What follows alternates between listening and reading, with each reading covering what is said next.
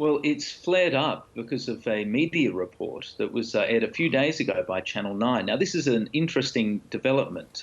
Most members of the media have not been allowed near these so-called deportation flights. But a few days ago, Channel 9, well, actually a few weeks ago, Channel 9 was able to film deportees as they were taken, handcuffed and shackled, across the tarmac up into a plane where they were going to be taken to New Zealand.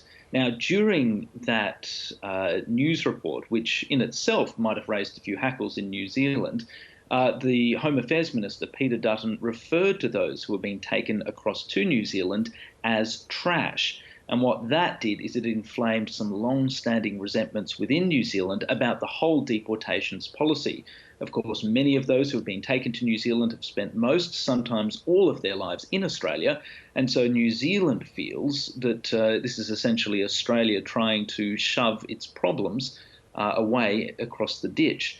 Now, it's been fascinating to watch some of the responses in New Zealand today, and in particular, one minister, Chris Hipkins, you'd have to say tied himself in a bit of a knot. He was asked about Peter Dutton's comments, particularly when there was uproar politically over it, and he went on to use very similar language despite the criticism that was being levelled at Peter Dutton, describing them as garbage, before essentially backtracking 30 seconds or so later. Let's take a watch of that exchange.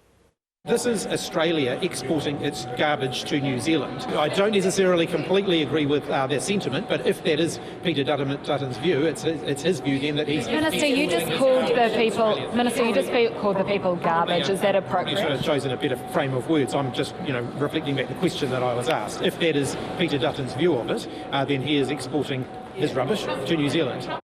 Yes, a tricky, as you say, backtrack there, Stephen. Of course, we've seen the Prime Minister, Jacinda Ardern, come out strongly about this issue. What impact do you think this is going to have, though, on the relationship between New Zealand and Australia? Well, look, the message from a range of government sorts and officials is that we shouldn't overplay this. They point out that there is a domestic political imperative at play in both Australia and New Zealand. In other words, look, it's easy for New Zealand to beat up on Australia over this because beating up on the elder brother, if you like, across the ditch is always domestically popular. And similarly in Australia, the government anyway is of the view that most Australians are very much in favour of the deportations policy. They don't want to see people with serious criminal records, even those who've spent most of their lives in Australia, to stay here. They like them being sent overseas. So there's a strong political imperative for both sides, if you like, to have this brawl. That said, this is not purely a kabuki drama. This isn't all play acting. There is a genuine sense of resentment, at least in parts of the New Zealand establishment, at the way that Australia is treating New Zealand over this. There's resentment about the fact that Australia is refusing to negotiate and simply palms people off. It wasn't long ago that Jacinda Ardern, the Prime Minister of New Zealand, referred to this as corrosive to the relationship.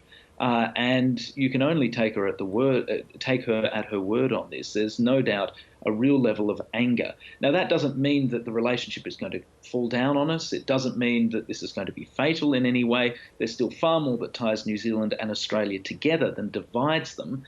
Nonetheless, over time, it does have an impact. And today we saw Foreign Minister Mahuta in New Zealand take yet another swipe at Peter Dutton, who is not a popular person in the New Zealand cabinet. Let's take a listen to what she had to say.